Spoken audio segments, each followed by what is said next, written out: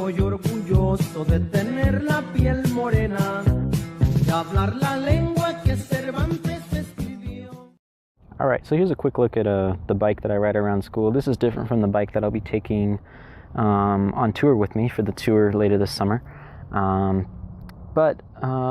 Just a quick run through. I love bikes. This is the bike that I have around school. Just quick tips for college students and other people who commute by bike. So I like the faster tires. This is something new.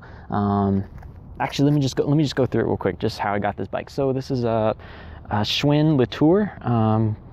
I bought it off someone on Craigslist. Craigslist can be great for buying used bikes. Be careful though.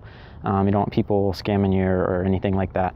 But it was a man in my neighborhood, and he had like a small collection of these bikes here.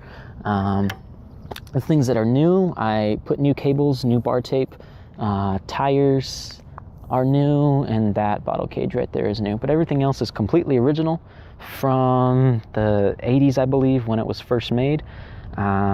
Really nice bike. If you are a college student, I think this is a really good bike to have.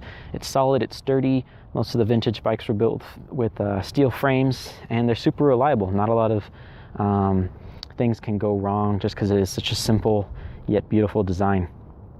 So, tips. If you are riding around school and you need to lock your bike up, especially if you need to leave it somewhere overnight, do not lock it by just the wheels. You always want to lock it on the frame somewhere here in what's called either the rear triangle or that triangle of the frame right here. And preferably what you want to do also is take a lock like this one here. This is called a U-lock. You can also use it with a cable.